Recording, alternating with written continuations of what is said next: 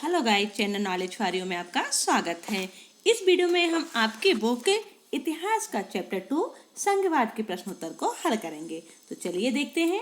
प्रश्न नंबर 1 है, भारत के खाली राजनीतिक नक्शे पर इन राज्यों की उपस्थिति दर्शाएं। तो यहाँ पर एक नक्शा है और इस नक्शे पर हमें मणिपुर, सिक्किम, छत्तीसगढ़ और गोवा को दर्शाना है। तो चलिए देखते हैं। ये भारत का खाली नक्शा है। तो सबसे पहले हम देखेंगे कि मणिपुर कहाँ पर स्थित है। तो मणिपुर आपको कहाँ पर मिलेगा? यहाँ पर। आप यहाँ पर मणिपुर को दर्शा सकते हैं। दूसरा है आपका सिक्किम, तो यहाँ पर आपका सिक्किम है। तीसरा छत्तीसगढ़, ये आपका छत्तीसगढ़ हो गया। और चौथा है गोवा, ये आपका गोवा हो गया। नेक्स्ट क्वेश्चन है आपका, विश्व के खाली राजनीतिक मानचित्र पर भारत के अलावा संघीय शासन वाले 3 देशों की अवस्थिति बताएं और उनके नक्शे को रंग से भरें। तो यहाँ पर विश्व का नक्शा देखना है और उस विश्व के नक्शे में हमें यह देखना है कि जो संघवाद है तो वो और कौन कौन से देश में है। 3 देशों के बारे में हमें बताना है, पर हम आपको यहाँ पर 4 देशों के बारे में बता दे रहे हैं और आपको जो उचित लगे वह परीक्षा में 3 देशों को लिख सकते हैं। तो नंबर 1 है संयुक्त राज्य अमेरिका, नंबर 2 है कनाडा, नंबर 3 है बेल्जियम और नंबर 4 है स्विट्जरलैंड। आपको जो उचित लगे आप नक्शे में फिल कर सकते हैं। तो ये आपका वर्ल्ड का विश्व का नक्शा हो गया। तो सबसे पहले हम देख लेते हैं संयुक्त राज्य अमेरिका यहाँ पर स्थित है, कनाडा यहाँ पर आप भरेंगे, फिर आपका बेल्जियम और उसके बाद स्विट्जरलैंड यहाँ पर फिल कर देंगे। नेक्स्ट क्वेश्चन है, भारत की संघीय व्यवस्था में बेल्जियम से मिलती जुलती एक विशेषता और उससे अलग एक विशेषता को बताएं। तो संघीय व्यवस्था में बेल्जियम से जो मिलती जुलती विशेषता है भारत की, वो बताना है। तो वह कौन सी विशेषता है? भारत तथा बेल्जियम की संघीय व्यवस्था की एक मिलती जुलती बात यह है कि राज्य सरकारें केंद्रीय सरकार के अधीन नहीं है। जो राज्य सरकार होती है वह केंद्र सरकार के अधीन नहीं है। कहाँ पर? बेल्जियम में भी। तो बेल्जियम के संविधान की यह विशेषता भारतीय संविधान से अलग है, जिसके अनुसार केंद्रीय सरकार में डच तथा फ्रांसीसी भाषा बोलने वाले मंत्रियों की संख्या बराबर बराबर होगी। तो भारत की जो संघीय व्यवस्था थी और बेल्जियम से मिलती जुलती एक विशेषता थी वो देख लिया। और उससे अलग करने वाली कौन सी विशेषता हो गई? अलग करने वाली विशेषता हो गई कि केंद्रीय सरकार में डच तथा फ्रांसीसी भाषा बोलने वाले मंत्रियों की संख्या बराबर बराबर होगी। नेक्स्ट क्वेश्चन है, शासन के संघीय और एकात्मक स्वरूपों में क्या क्या मुख्य अंतर है, इसे उदाहरण के माध्यम से स्पष्ट करें। तो उत्तर है आपका, शासन के संघीय और एकात्मक स्वरूपों में निम्न तथ्यों के आधार पर स्पष्ट किया जा सकता है। एकात्मक जो सरकार होती है उसके लिए लिखित संविधान होना अनिवार्य नहीं होता है, जबकि संघात्मक सरकार में लिखित संविधान होना जरूरी होता है, अनिवार्य होता है। दूसरा है, एकात्मक शासन में इकहरी नागरिकता होती है। इकहरी का मतलब होता है कि जो मान लो कोई देश है तो उस पूरे देश की जो एक नागरिकता होगी, है ना। जैसे हमारे भारत देश में हम रहते हैं तो क्या है, हम सब क्या होते हैं? भारतीय होते हैं, है ना। ऐसा नहीं है कि हम एमपी में रह रहे हैं तो एमपीएन है, यूपी में रह रहे हैं तो यूपीएन है। ठीक, भारत के हैं तो सिर्फ भारतीय हैं, चाहे हम किसी भी राज्य में रहें। ठीक है, पर हमारे यहाँ एकात्मक शासन नहीं है, संघात्मक शासन है। ठीक है, पर व्यवस्था क्या है? इकहरी नागरिकता की है। और तो एकात्मक शासन में इकहरी नागरिकता होती है और कोई भी व्यक्ति कहीं भी रहे उसे राष्ट्र की नागरिकता प्राप्त होती है, जबकि संघात्मक शासन में प्रायः दोहरी नागरिकता होती है। एक राज्य की नागरिकता जिसमें व्यक्ति रहता है और दूसरा संघ की नागरिकता। एकात्मक शासन में विधानमंडल एक सदनात्मक भी हो सकता है और द्विसदनात्मक, जबकि संघात्मक सरकार के लिए द्विसदनीय विधानमंडल अनिवार्य होता है। चौथा है, एकात्मक शासन में एक ही कार्यपालिका, विधानपालिका और न्यायपालिका होती है, जबकि संघात्मक शासन में ये संस्थाएं दोहरी होती हैं। नंबर 5 आपका, एकात्मक शासन में संपूर्ण शक्तियां केंद्र के पास होती है, जबकि संघात्मक शासन में शक्तियां केंद्र तथा राज्य में बटी होती हैं। प्रश्न नंबर 5 है, 1992 में संविधान संशोधन के पहले और बाद के स्थानीय शासन के 2 महत्वपूर्ण अंतरों को बताइए। तो विकेंद्रीकरण की दिशा में एक बड़ा कदम 1992 में उठाया गया। विकेंद्रीकरण मतलब जिसमें जो शक्ति होती है, जो पावर होता है, उसको क्या किया जाए? बांट दिया जाए।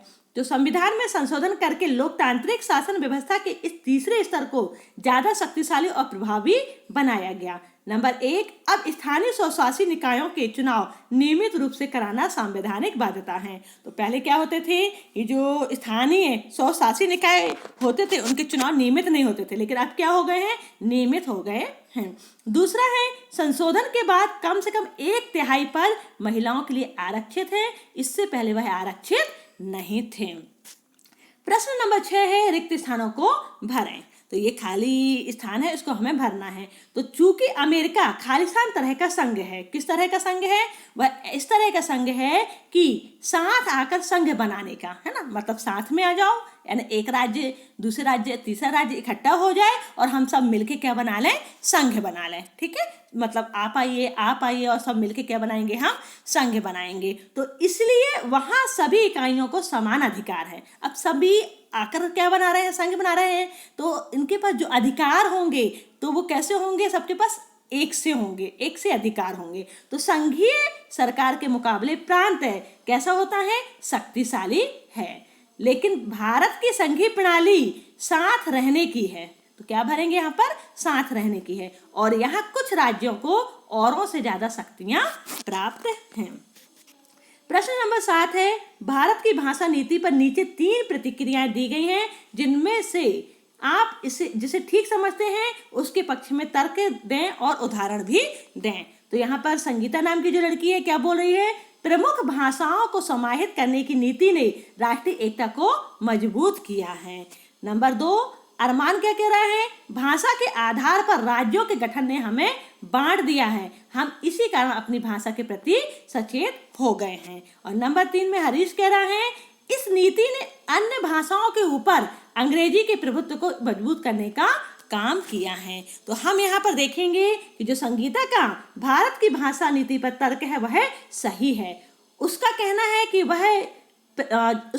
कि प्रमुख भाषाओं को समाहित करने की नीति ने राष्ट्रीय एकता को मजबूत किया है। जो भाषाएं होती हैं उन सब भाषाओं को क्या कर दिया गया है, समाहित कर दिया गया है, और इससे क्या हुआ है, राष्ट्रीय एकता मजबूत हुई है। भारत में 40% लोग हिंदी बोलते हैं।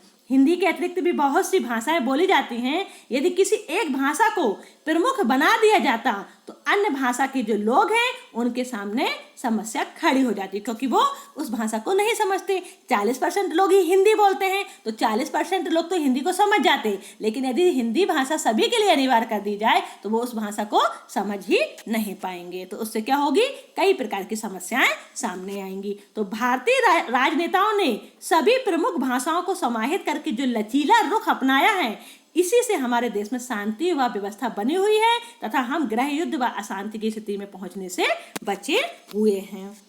प्रश्न नंबर 8 है, संघीय सरकार की एक विशिष्टता है। नंबर का जो संघीय सरकार है उसकी क्या विशेषता है, तो हमें यहाँ पर देखना है कि उसकी कौन सी विशेषता है। नंबर का में दिया है, राष्ट्रीय सरकार अपने कुछ अधिकार प्रांतीय सरकारों को दे देती है। नंबर खा, अधिकार विधायिका, कार्यपालिका और न्यायपालिका के बीच बढ़ जाते हैं। नंबर गा, निर्वाचित पदाधिकारी ही सरकार में सर्वोच्च ताकत का उपयोग करते हैं। और नंबर घा, सरकार की शक्ति शासन के विभिन्न स्तरों के बीच बढ़ जाती है। तो यहाँ पर सही उत्तर होगा, सरकार की शक्ति शासन के विभिन्न स्तरों के बीच बढ़ जाती है।